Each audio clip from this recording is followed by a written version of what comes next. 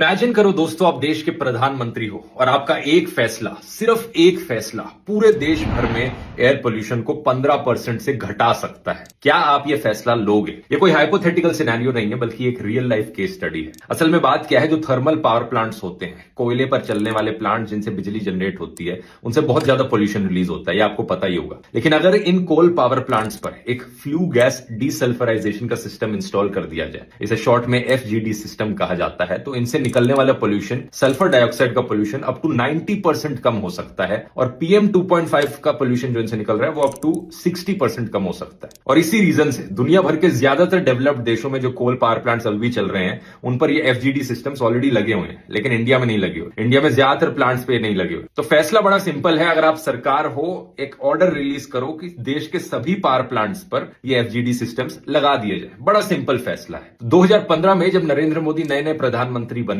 थे, उनके सामने यह फैसला आया था और उन्होंने सही डिसीजन लिया था। ध्यान से सुनो, उन्होंने सही डिसीजन लिया था। 2015 में मिनिस्ट्री ऑफ एनवायरमेंट ने एक नोटिफिकेशन जारी करी कि देश के सभी कोल पावर प्लांट्स पर ये एफजीडी सिस्टम्स मैंडेटरी हो जाए। लेकिन फिर हुआ क्या कि अगले 10 सालों में इंप्लीमेंटेशन फेल रही। सरकार की ज्यादातर चीजों की तरह इसकी भी इंप्लीमेंटेशन फेल रही। एज ऑफ 2025 सिर्फ 8% कोल पावर प्लांट्स ने इन सिस्टम्स को लगाया है। लेकिन अब सुनो शॉकिंग चीज, जिसे सुनकर सही में गुस्सा आ जाएगा आपको। सरकार ने अब एक बहुत बड़ा यूटर्न ले लिया है और अब नोटिफिकेशन रिलीज करी है कि देश में ज्यादातर कोल पावर प्लांट्स को ये लगाना मैंडेटरी नहीं है। अचानक से 10 साल बाद अब मैंडेटरी नहीं है ये लगाना। मतलब किस लेवल का यहां पर कॉर्पोरेट प्रेशर पड़ रहा है? क्या इतना चंदा दे रहे हैं क्या ये कॉर्पोरेट वाले कि देश के सभी सिटीजन्स की हेल्थ की परवाह करना बंद कर दो? क्या इतना याराना है अपने अडानी जैसे कॉर्पोरेट मित्रों से कि उनके सिर्फ कुछ पैसे बचाने के लिए देश में सभी लोगों की हेल्थ को यहां पर खतरे में डाल दो? इस एस्टिमेशन को देखो, अगर ये सिंपल सी चीज इंप्लीमेंट की जाए तो पूरे देश भर में पीएम 2.5 का pollution up to 10 to 15% reduce हो सकता है। कुछ एरियाज में जो कोल पावर प्लांट्स के पास लाई करते हैं, उनमें तो 25% तक का पोल्यूशन रिड्यूस हो सकता है। एस्टिमेट देखो, 1 लाख से ज्यादा लोगों की जानें बच पाएंगी जो एयर पोल्यूशन की वजह से